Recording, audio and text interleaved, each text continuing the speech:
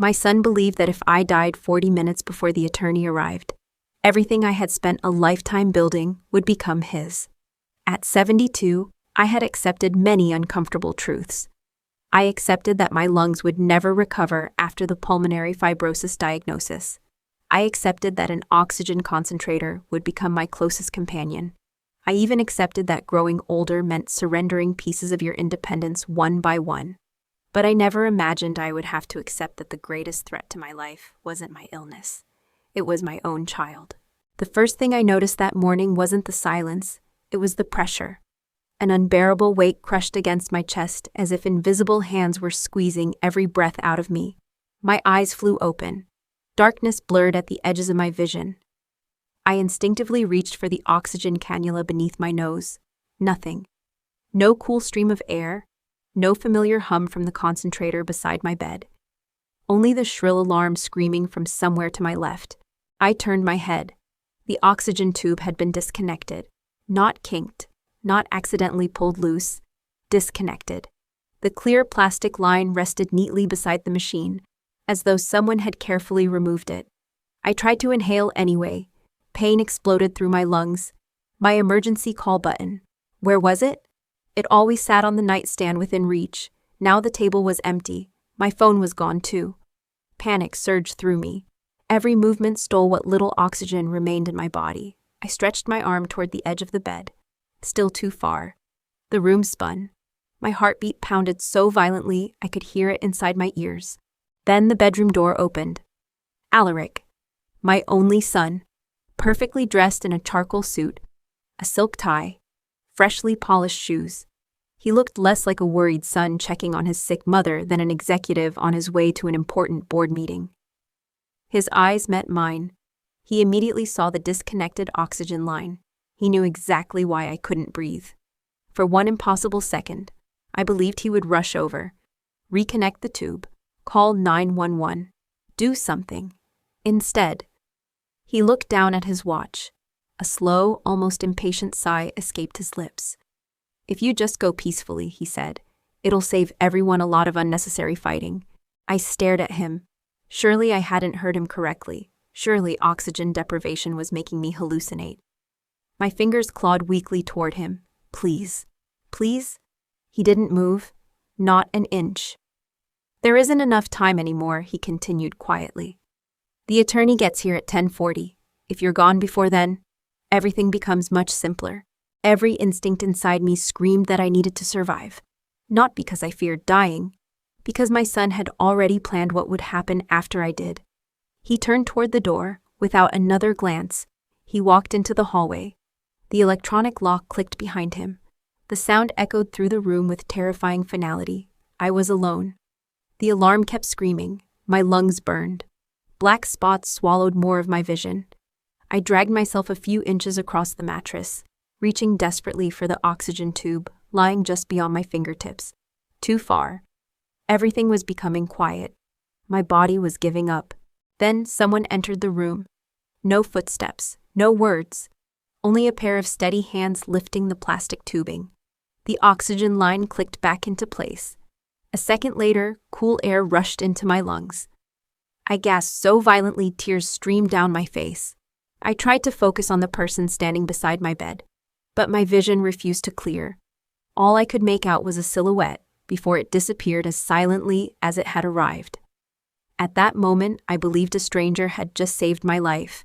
I had no idea that the person who reconnected my oxygen line was also the only one capable of destroying every plan my son had spent months putting into motion. When I opened my eyes again, bright white lights flooded the room. For a moment, I couldn't remember where I was. Then I heard the steady hiss of oxygen flowing through the cannula beneath my nose, and the memory slammed back into me. Alaric, the disconnected oxygen line, his voice. "If you're gone before the attorney gets here, everything becomes much simpler." I tried to sit up. A sharp pain shot through my chest. "Mrs. Vale, please don't move." A nurse gently rested a hand on my shoulder before checking the monitor beside my bed. "Your oxygen levels are finally stabilizing." I looked around the hospital room. "Who brought me here?" The nurse smiled politely. "Your son called emergency services. He said he found you struggling to breathe. My stomach turned. Of course he had. If anyone asked questions, he would already have the perfect story. A few minutes later, the door opened again. Alaric walked in carrying a bouquet of white lilies. Behind him came his wife, Seraphine, her face filled with concern. My God, Mom, Alaric hurried to my bedside, carefully placing the flowers on the table. You scared us. He reached for my hand.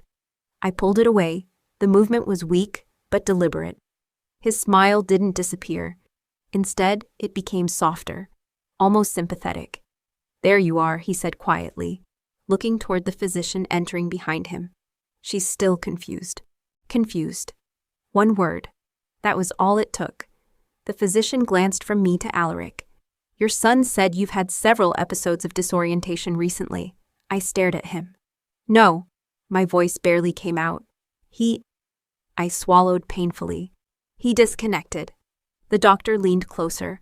I'm sorry, I forced every remaining ounce of strength into the sentence. My oxygen. He disconnected it. Silence. The doctor looked at Alaric. Alaric sighed with heartbreaking patience. I'm afraid she's been saying things like this all week. His shoulders slumped as though carrying an impossible burden. The lack of oxygen sometimes causes confusion. He rubbed his forehead. I've been trying not to upset her. Seraphine nodded slowly. I've noticed she's been forgetting little things too. I looked directly at her. She couldn't possibly believe this. Could she? Seraphine, you know me. She avoided my eyes. I think you should rest. That hurt more than the betrayal, not because she doubted me, because she chose the easier version of the truth. The doctor made a few notes on his tablet. We'll schedule a neurological evaluation, just to be safe. Neurological evaluation. The words echoed inside my head. I had built Brookstone Care Group from a single rehabilitation clinic into one of the largest elder care organizations in 3 states. For 40 years, I had signed acquisition contracts worth millions, negotiated with investment firms, managed thousands of employees. Yet in less than 5 minutes, my credibility had been reduced to a medical symptom. The doctor left. Seraphine followed him to discuss medications. That left Alaric and me alone. He waited until the door clicked shut. Then the smile vanished. His face became cold, expressionless. You shouldn't have said that. His voice was barely above a whisper. You almost made this complicated. I felt my pulse quicken. You tried to kill me. His eyes didn't flinch. You almost died because you're sick. No, you know that's not true. For several seconds, neither of us spoke. Then he leaned closer until only I could hear him. You've always been brilliant, I'll give you that, but brilliance doesn't matter if no one believes you anymore. I stared into the eyes of the boy I had once carried on my shoulders. There wasn't a trace of fear, only calculation. You've become unpredictable, he continued. The board is worried, the attorneys are worried, the banks are worried, and after what happened this morning, everyone will understand if I start making decisions for you. A chill spread through my body. This wasn't about inheritance, not yet. This was about control. He wasn't waiting for me to die anymore. He was preparing to convince everyone I was no longer capable of making decisions while I was still alive. That realization frightened me more than the disconnected oxygen tube. Because murder leaves evidence, manipulation rarely does. The door opened again. The physician returned with discharge papers. I'd like your son to oversee your medications for a while, he said. It'll make things much easier during your recovery. Before I could answer, Alaric accepted the folder. I'll take care of everything. Everything. The word landed like a stone. The medications, the appointments, the visitors, the phone, every decision, every conversation, every chance I had to tell someone what had really happened. As they wheeled me toward the elevator later that afternoon, I noticed something that made my blood run cold. Alaric wasn't acting like a son relieved that his mother had survived. He was acting like a man adjusting a schedule after an unexpected delay. And if my survival had disrupted his plans, then those plans had been in motion long before that morning. I just didn't know how long. The first thing I noticed when I arrived home was that it no longer felt like my home. Everything looked exactly the same. The marble floors still reflected the afternoon sunlight. The grand staircase still curved toward the second floor. Fresh flowers still decorated the entrance hall, but something invisible had shifted. The house had become quieter, too quiet. Every conversation stopped the moment I entered a room. Every employee suddenly found somewhere else to be. It wasn't until that evening that I realized why. "Your phone isn't here," I looked up from my dinner tray. Alaric sat across from me with the calm confidence of someone conducting an ordinary family discussion. "I've moved it." What? "You've been under a lot of stress." He folded his napkin with meticulous care. "I don't think constant phone calls are helping." "My phone, my decision," he smiled politely. "Exactly." For a second, I almost laughed. Not because anything was funny, because the sheer audacity of what he had just said felt unreal. "I want it back." "You can have it later." "No," I held his gaze. "I want it now." His expression never changed. "I don't think that's in your best interest." There it was again. Not "I don't want to," not "I won't." Everything had suddenly become about my best interest. The language sounded compassionate. The purpose was control.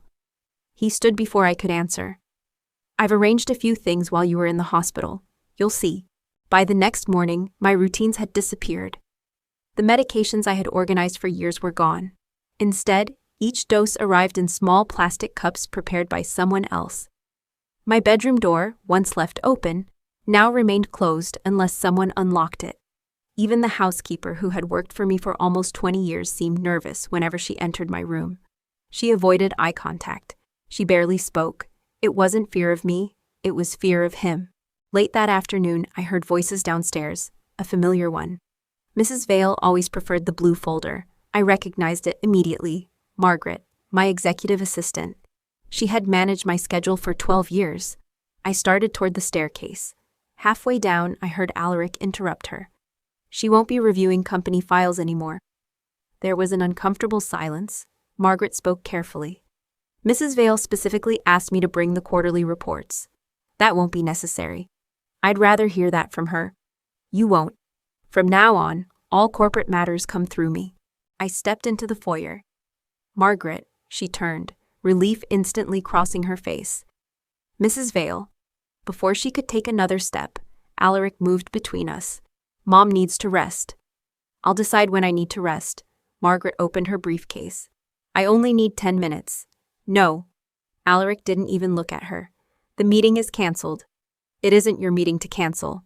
It is now." For the first time, something flashed across Margaret's face. Confusion, not certainty.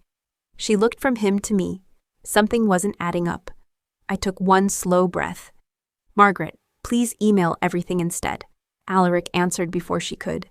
"She no longer has access to her email. I changed the passwords yesterday. Too many phishing scams target seniors." Margaret stared at him. "I wasn't aware of that decision. I made it. I didn't authorize it." His eyes met mine. "You don't have to anymore." The room fell silent. Margaret slowly closed her briefcase.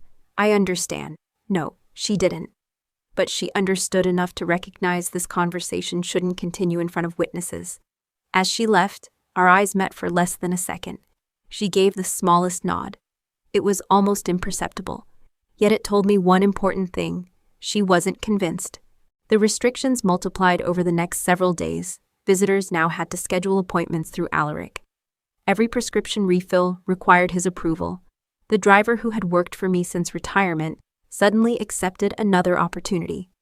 The physical therapist I'd trusted for years had been replaced by someone I'd never met. Even my favorite reading chair disappeared from the sunroom.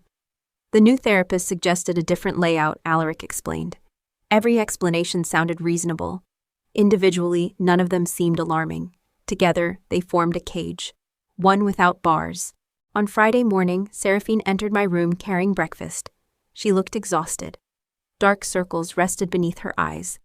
"How are you feeling?" she asked softly. "How long have you known?" Her hand stopped halfway to the table. "Known what?" "That your husband has taken over every part of my life." She didn't answer. Instead, she carefully adjusted the tray. "I think Alaric is just trying to reduce your stress." "No," I looked directly at her. "He's reducing my choices." Her lips parted, but no words came. For a brief moment, I saw doubt, real doubt. Then it disappeared. "He loves you." "So did I." She looked away.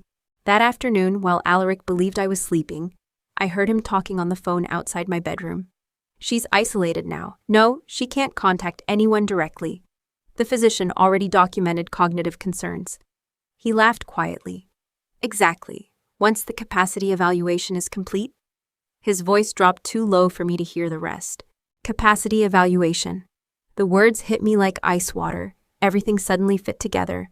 The missing phone, the changed passwords, the controlled medications, the restricted visitors, the carefully planted story that I was becoming confused. This had never been about protecting me. It was about building a case, not for my death. For my disappearance while I was still alive, and for the first time since waking up in that hospital bed.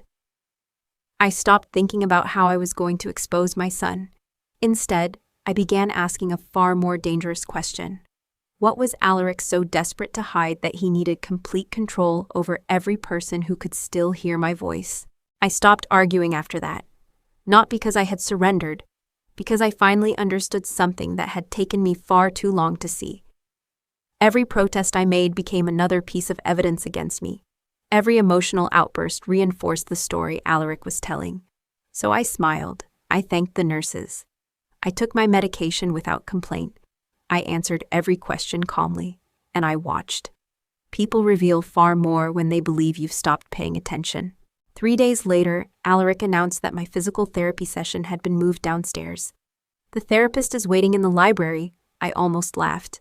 No therapist had ever used the library, but I nodded anyway. Of course. When I entered the room, there was no therapist. Only a folder lying open on the mahogany desk. Alaric wasn't there. Neither was anyone else.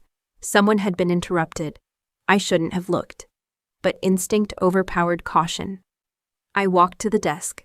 Across the top of the folder were 5 words. Capacity evaluation. Confidential draft. The air left my lungs. I flipped the first page. Patient name. Cressida Vale. Recommendation. Subject demonstrates progressive cognitive decline, affecting financial judgment and executive decision-making. I read the sentence twice, then a third time. Every word was a lie. The following pages were worse. Selective notes, half-truths. Normal moments twisted into signs of dementia. Occasional forgetfulness presented as severe impairment. Even my hospital admission had been rewritten. Patient experienced acute confusion following respiratory distress. Confusion. Again, that word appeared over and over, not because it described me, because someone needed it to. My hands trembled as I turned another page. Attached behind the medical report was a legal packet. Durable financial power of attorney, successor authority, emergency executive transfer. Every signature line waited for one thing, a declaration that I lacked legal capacity. Once that happened, Alaric wouldn't have to wait for me to die. He could take everything while I was still alive. My company, my investments, my voting shares. Every account, every decision, even where I lived. I suddenly understood why he hadn't panicked when I survived. Death had only been his fastest option. Control was always the real objective. Footsteps echoed somewhere down the hallway. I quickly closed the folder exactly as I'd found it and stepped away from the desk. Seconds later, Alaric entered carrying 2 coffee cups. "There you are," he smiled. "I thought you were waiting with the therapist." I was.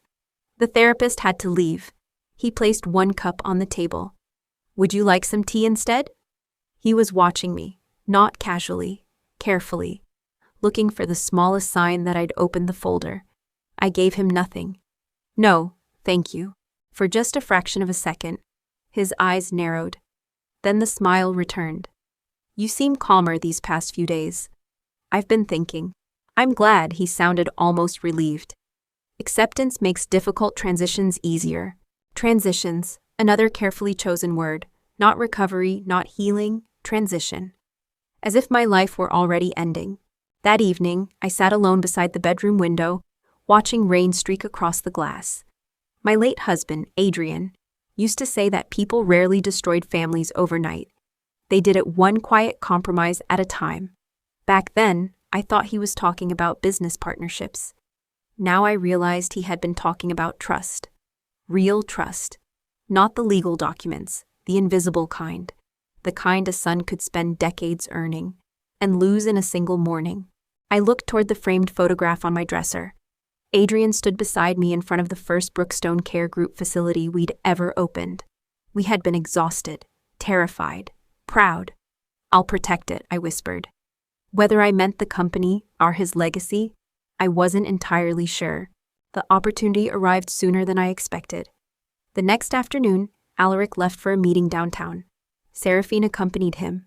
For the first time in nearly a week, the house was unusually quiet. I wandered slowly through the upstairs hallway. As I passed Alaric's study, I noticed the door hadn't fully latched. A narrow strip of light spilled into the corridor. I hesitated, then pushed it open. The office smelled of cedar and expensive leather. His laptop sat closed on the desk. Several folders were stacked neatly beside it. One calendar lay open. My eyes landed on a single entry highlighted in blue, 10:40 a.m., Collins/Trust documents. The exact same time he had mentioned while I struggled to breathe. I turned another page, the week before my hospitalization. Meetings, bank representatives, outside counsel, capacity consultant, trust restructuring. Everything had been scheduled before the oxygen incident. Weeks before, maybe months. This wasn't panic. This wasn't opportunity. It was preparation. Meticulous, patient, calculated preparation. Then I noticed another folder tucked beneath the calendar. Only one page protruded far enough for me to read the title, Emergency Succession Plan. I reached for it. Before my fingers touched the paper, a floorboard creaked behind me. I froze. Someone was standing outside the office, and I had no idea whether I'd just walked into the most important discovery of my life, or the trap Alaric had been waiting for. I slowly lowered my hand. Whoever stood outside the study hadn't spoken yet. Neither had I. For 3 endless seconds, neither of us moved. Then a woman's voice broke the silence. "Mrs. Vale, I've been looking for you." It was one of the housekeepers. "I'm here." She stepped into the hallway carrying a basket of folded towels. "Dinner will be ready in 20 minutes. "Thank you." She smiled politely and continued downstairs without another word. Only after her footsteps faded did I realize my heart was pounding. I closed Alaric's office exactly as I had found it. The folder remained untouched. For now, there would be another chance. There had to be. There wasn't. The following morning, 2 unfamiliar people arrived at the house. A woman in a navy suit introduced herself first. "Good morning, Mrs. Vale. I'm Dr. Helen Markham. I'm here to perform a routine cognitive assessment." Routine. Another carefully selected word. Behind her stood a middle-aged man carrying a leather briefcase. Alaric answered before I could ask. "This is Daniel Pierce, our family attorney." Family attorney? No. Richard Collins had represented our family for almost 20 years. I'd never seen this man before. "I didn't request either of you," Alaric smiled. "The physicians recommended it. I declined." "You weren't in a position to make that decision." I looked directly at him. "I beg your pardon?" "The hospital noted concerns. The board has concerns. The bank has concerns." He spread his hands calmly. "This is simply a precaution." Everything sounded so reasonable. That was what made it terrifying. The assessment lasted nearly an hour. Dr. Markham asked me to remember words, draw clocks, subtract numbers, identify dates, answer questions about current events. I answered every one without hesitation. She remained professional, expressionless, impossible to read. When we finished, she closed her notebook. "Thank you, Mrs. Vale. Someone will contact you regarding the results." I nodded. As she walked toward the door, our eyes briefly met. There was something there, not certainty, not sympathy, curiosity. She had expected someone very different. 3 hours later, my suitcase appeared outside my bedroom. I stared at it. "What is this?" Seraphine wouldn't meet my eyes. "Just a temporary stay." "Temporary where?" No one answered. Alaric stepped forward. "The physicians believe you'll recover better with 24-hour supervision." "My doctors never said that. They recommended additional care. I've arranged the best facility in the state." "You arranged it?" "Not me." He didn't bother denying it. "You'll be comfortable. I live here. For now." Those 2 words landed harder than any insult. For now. As though my own home no longer belonged to me. The drive took just under an hour. No one spoke. Outside the car window, familiar neighborhoods disappeared behind stretches of highway until we reached an immaculate rehabilitation campus, surrounded by white fences and perfectly trimmed hedges. St. Briar Recovery Center. It looked beautiful, peaceful, almost luxurious, which made it the perfect prison. The admissions coordinator greeted Alaric by his first name. Everything's ready, of course it was. Paperwork had already been signed. My room had already been assigned. Even my medication schedule had been printed before I'd walked through the front door. Nothing about this was spontaneous. Everything had been prepared, weeks ago, maybe longer. The first night was unbearable, not because of the room was comfortable, private, bright, the nurses were kind. The unbearable part was realizing I couldn't leave. Every request had to be approved. Every visitor had to be registered. Every phone call required authorization from Alaric. I lay awake staring at the ceiling until nearly dawn. For the first time in my life, I understood what it meant to lose freedom without committing a crime. 3 days passed. No visitors, no board members, no friends. Even Margaret stopped answering the messages I left through the nursing station. Either they never reached her, or someone made sure they didn't. Then, on the 4th afternoon, the nurse entered my room carrying an envelope. No return address. She placed it beside my bed. It was left at reception. After she left, I carefully opened it. Inside was a single folded sheet of paper. Only one sentence had been typed. Don't let him convince you you've already lost. There was no signature, no explanation. Tucked behind the note was an old brass key. I immediately recognized it. The spare key to Adrian's private safety deposit box. My hands began to shake. Only 3 people had ever known that key existed. Adrian, myself, and one other person. Before I could think further, someone knocked softly on the open door. I looked up. An elderly groundskeeper stood outside, holding a toolbox. Gray hair, weathered face, green maintenance uniform. He smiled politely. Sorry to disturb you, I'm just checking the window locks. I had seen him somewhere before, years ago, at one of our company retreats. Always in the background, always unnoticed. He quietly locked the toolbox. Then, without looking directly at me, he spoke so softly I almost missed it. Mr. Adrian always said you noticed details before everyone else. My breath caught. No one here should have known my husband's name. The groundskeeper finally raised his eyes. For the first time, I truly looked at him, and recognition hit me all at once. Thaddeus, I whispered. He gave the smallest nod. So, I said carefully, you finally remembered me. There wasn't a trace of surprise in his expression, only quiet relief. I've been waiting, he replied, because your husband never intended for Alaric to hold every key. And in that single sentence, I realized the one man my son had dismissed as an invisible maintenance worker might be the only person left who knew how to stop everything Alaric had spent months putting into motion. For the first time in weeks, I wasn't alone. Thaddeus closed the door behind him and quietly placed the toolbox on the floor. To anyone passing by, he was simply an aging maintenance worker checking the windows. To me, he was suddenly the only person in the world who knew my husband had planned for something like this. I don't understand, I whispered. How did you find me? I never lost track of you. His voice carried the calm confidence of someone who had spent years waiting for exactly this conversation. Adrian asked me to. I stared at him. My husband died 9 years ago. I know, he also knew Alaric better than anyone. A heavy silence settled between us. Finally, I asked the question that had haunted me since the envelope arrived. The key. Thaddeus nodded. Safety deposit box 7. I thought no one knew. One other person did. You, yes. He smiled faintly. Adrian believed secrets only survive when they're shared with exactly one trustworthy person. I leaned back against the pillow, trying to steady my breathing. Tell me the truth. Did Adrian expect our son to do this?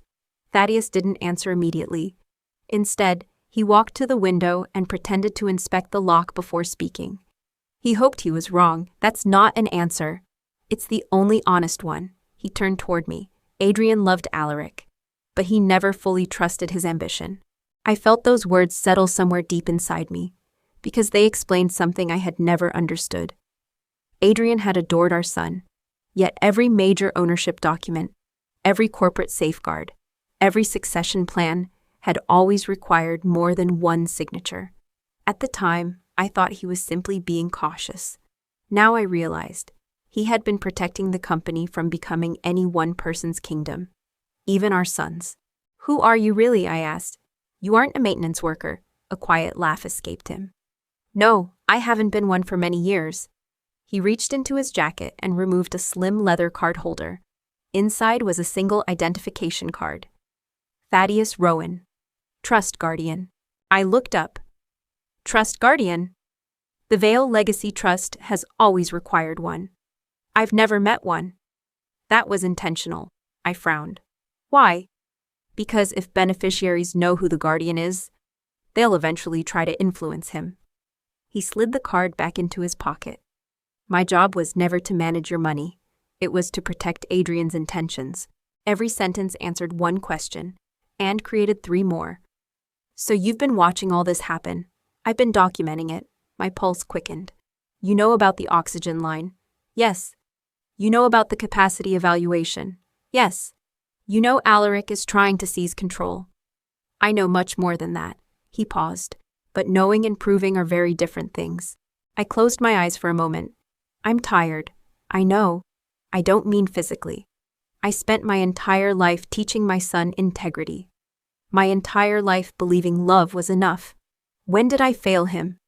Thaddeus looked at me with something I hadn't seen from anyone in weeks. Not pity, respect. "You didn't." "I must have." "No," he shook his head gently.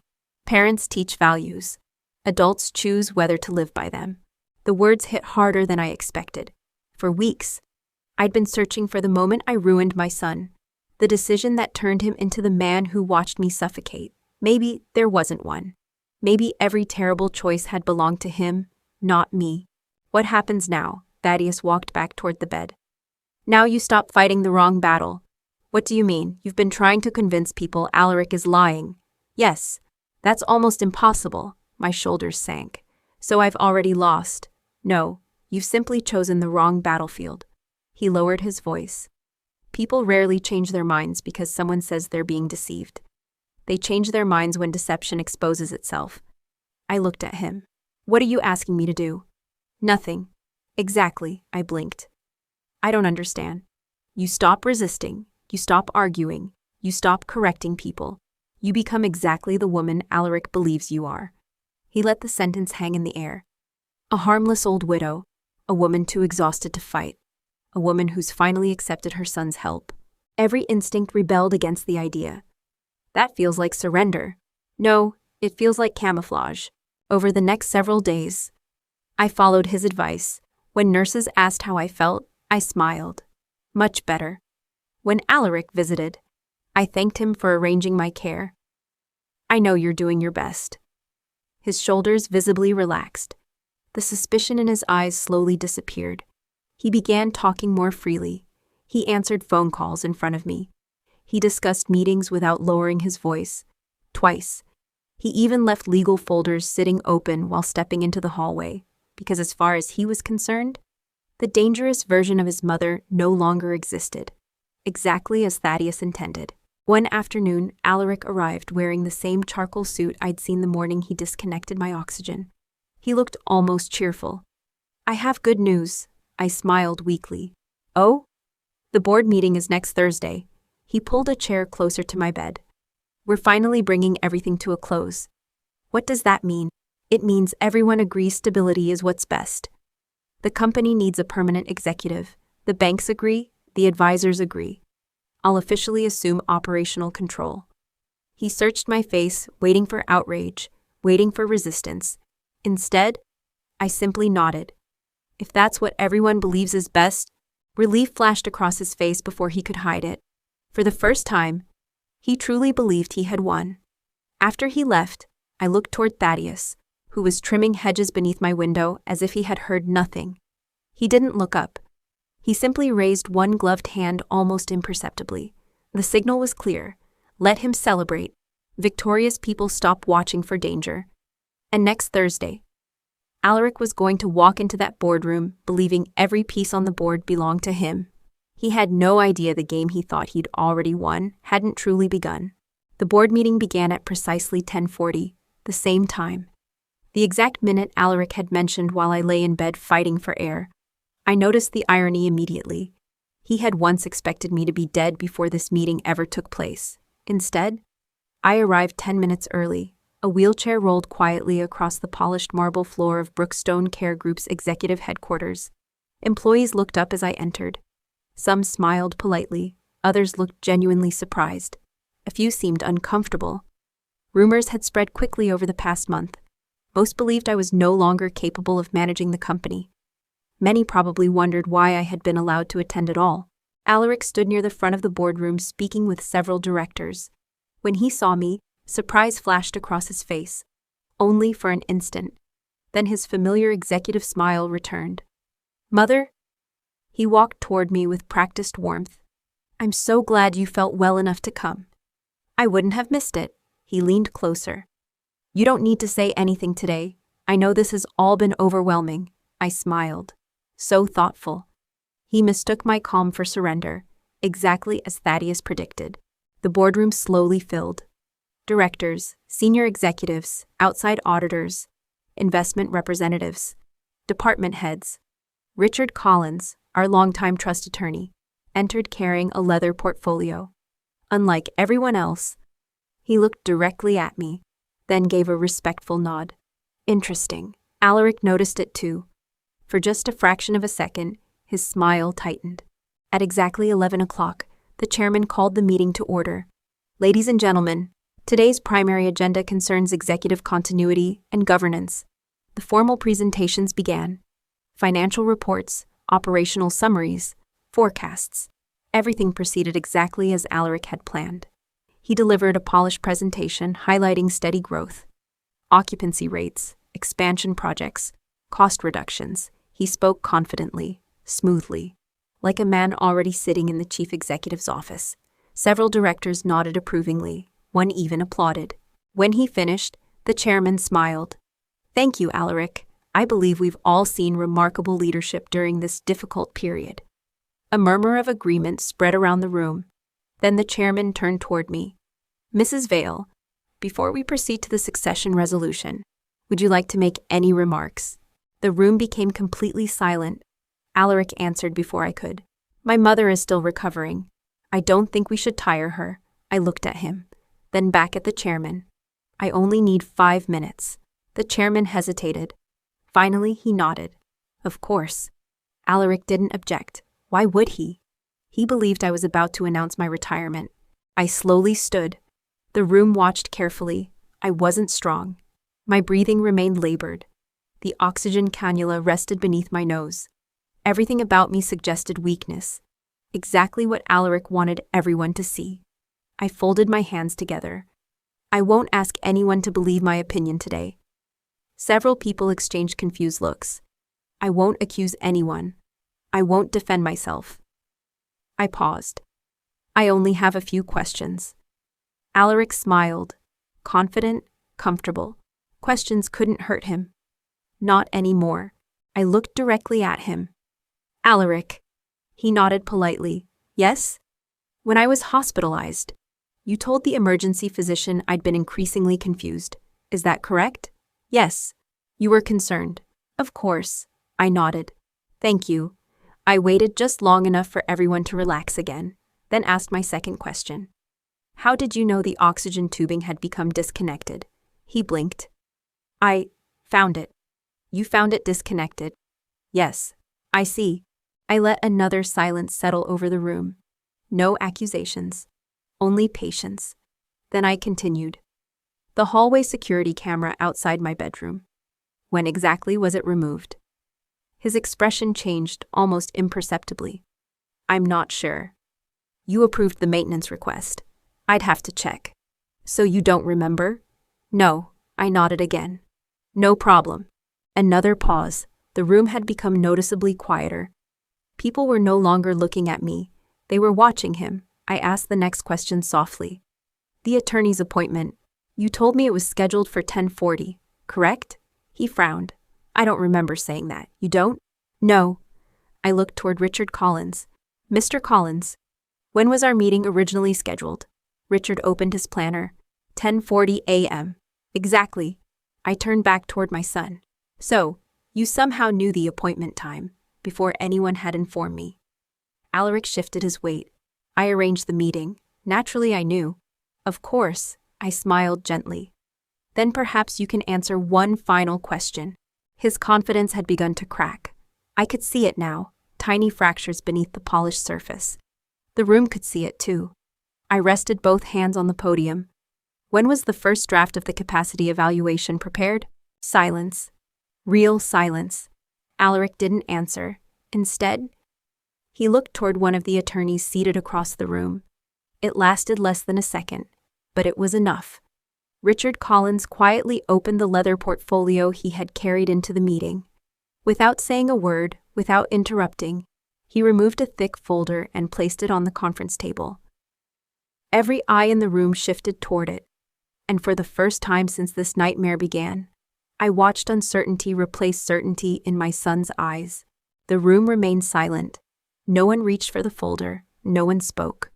Richard Collins rested both hands on the table before finally breaking the silence. Before this board votes on any succession resolution, he said evenly, there are several legal matters that must be addressed. Alaric forced a smile. I'm not sure this is the appropriate time. I'm afraid, Richard replied. It's exactly the appropriate time. The chairman frowned. Mr. Collins, Richard nodded. I've represented the Vale family for 19 years. During that time, I was instructed by Adrian Vale to follow a very specific protocol, should certain conditions ever arise. Every eye turned toward me, then back to Richard. Alaric's confidence returned almost immediately. My father passed away years ago. Yes, he did.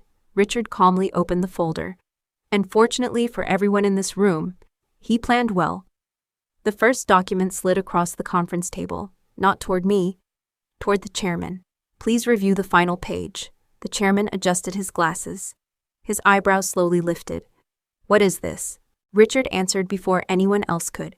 An amendment to the Vale Legacy Trust. Its existence has remained confidential until today. Alaric leaned forward. I've never seen that document. I know, it wasn't intended for you. The words landed like a hammer. Several directors exchanged uneasy glances. Richard continued. The amendment establishes an independent trust guardian.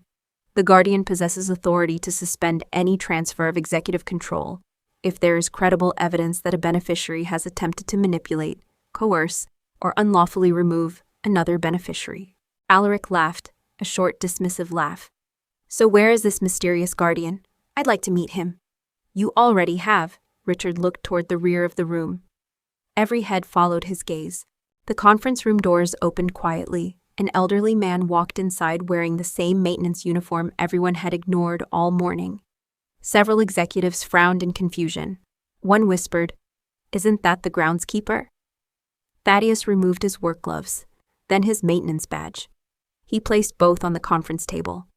My name is Thaddeus Rowan. I am the appointed trust guardian of the Vale Legacy Trust. No one spoke. The silence became almost physical.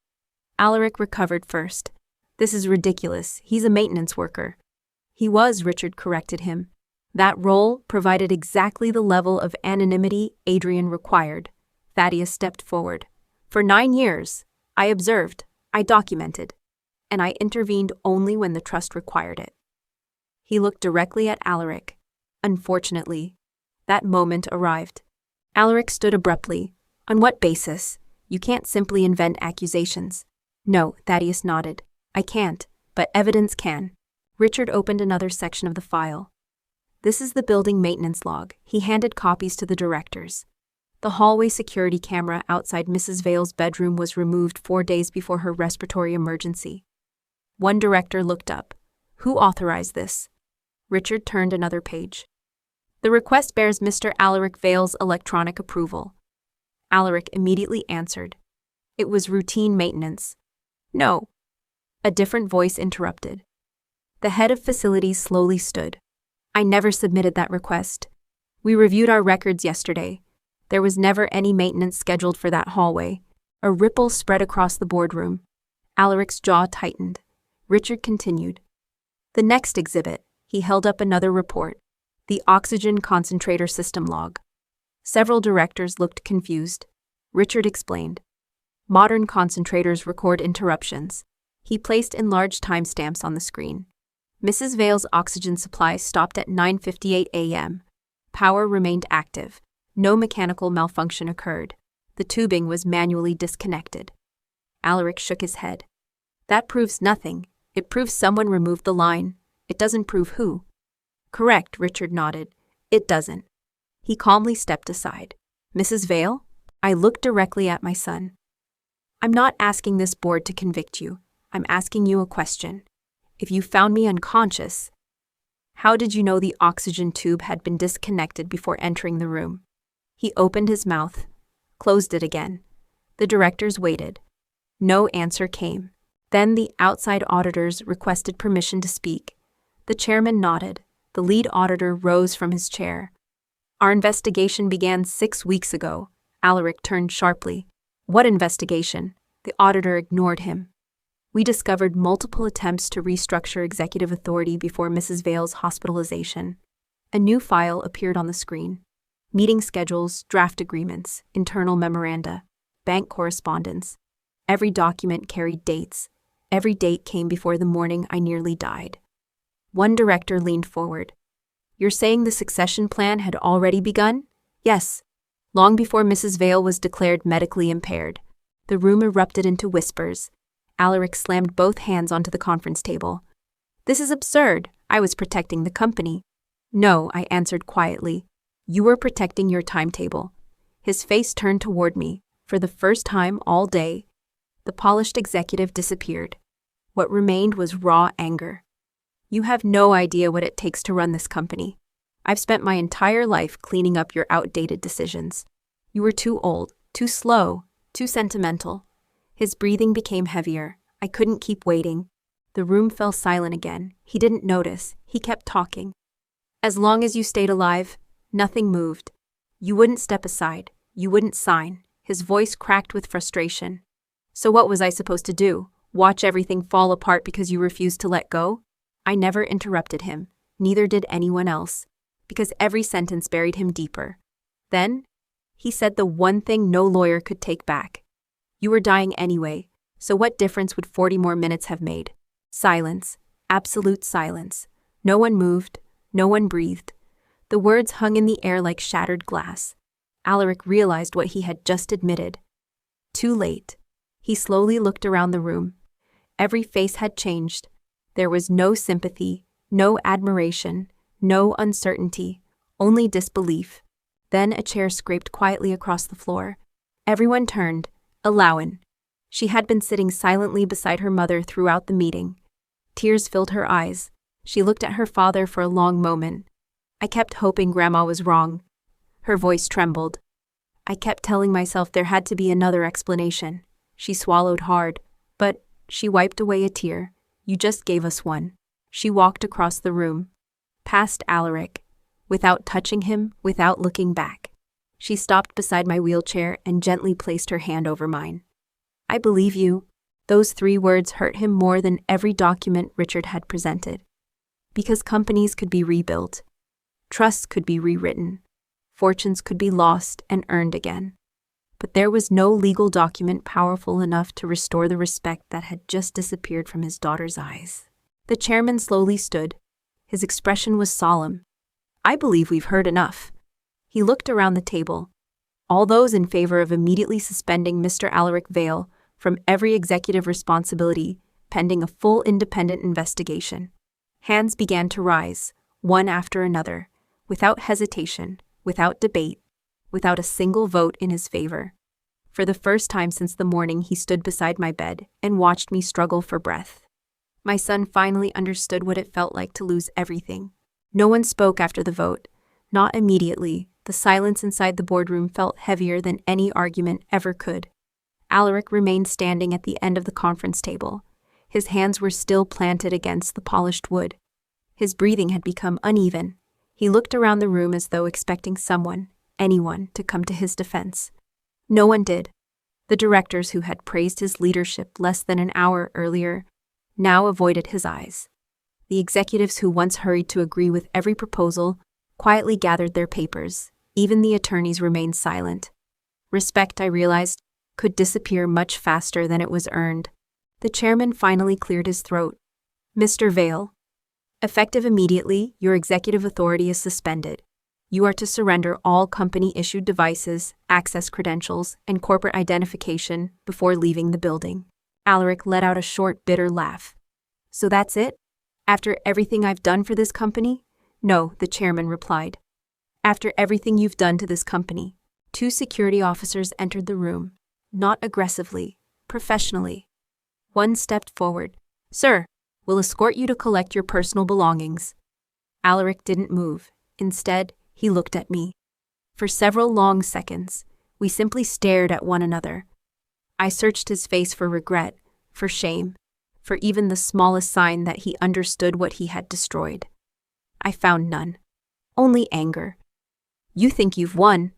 This company won't survive without me, I answered quietly. If that's true, then I failed as a leader. He frowned. But if the company survives, it means I was right not to leave it entirely in your hands. For the first time, he had nothing to say. The security officers escorted him toward the door. Just before stepping into the hallway, he turned once more. His eyes met Eloine's. She didn't move. She didn't speak. She simply lowered her gaze. That hurt him more than losing the board. Then he was gone, and the door closed behind him. The weeks that followed were quieter than I expected. Independent investigators reviewed every transaction Alaric had authorized during the previous year. Several documents were referred to state authorities for further examination. Civil proceedings began over his attempts to alter corporate governance and trust administration. Those legal matters would take time, justice often does. But one thing happened immediately. He no longer controlled anyone's life, not mine, not the company's, not his family's. Seraphine filed for separation less than a month later. When she came to see me, she looked older than I remembered. I should have listened. She sat across from me in the rehabilitation garden, twisting a paper cup between her hands. I kept telling myself he was just under pressure. I nodded slowly. Love can make us explain away things we should never excuse. Tears filled her eyes. I'm sorry. I know. And I meant it. Forgiveness didn't erase what had happened, but carrying bitterness forever would have become another prison. Eloine visited every Sunday. At first, we hardly talked about her father. Instead, we spoke about college, books, music. The small things families often forget to enjoy until they've survived something terrible. One afternoon, she asked a question that caught me completely off guard. Grandma, were you ever afraid of hating him? I looked toward the flower beds before answering. Yes, she waited. But hatred keeps part of your life tied to the person who hurt you. I've already given him enough. She reached across the table and squeezed my hand. I don't want to become angry like him. You won't. How do you know? Because you're asking that question. A month later, Richard Collins and Thaddeus Rowan joined me at Brookstone Care Group's headquarters. Not for another emergency meeting, for lunch. The board had unanimously approved a new governance structure. No single executive would ever again hold unchecked authority. Independent oversight became permanent. The safeguards Adrian had imagined years earlier were finally strengthened. Thaddeus smiled as we overlooked the campus from my office window. Adrian would approve, I smiled back. I think he'd tell us we should have done it sooner. Spring arrived quietly. My doctors still insisted I carry portable oxygen whenever I spent more than a few minutes walking outside. For a long time, I hated that machine. Every hiss reminded me of the morning my own son stood beside my bed and decided my life was worth less than his ambition. Eventually, that memory lost its power. One warm afternoon, I walked alone through the therapy garden at St. Briar. The roses had just begun to bloom. The air smelled of fresh earth after a light rain. Halfway down the stone path, I stopped beside a wooden bench. The oxygen tubing had slipped slightly from my shoulder. Months earlier, I would have waited for someone else to fix it. Instead, I smiled to myself. I lifted the tubing, checked the connection, adjusted the flow, and continued walking. No fear, no hesitation, No one standing over me, no one deciding whether I deserved another breath. People often believe healing begins when justice is served. They're wrong. Justice can protect you. It can restore what was stolen. It can expose the truth.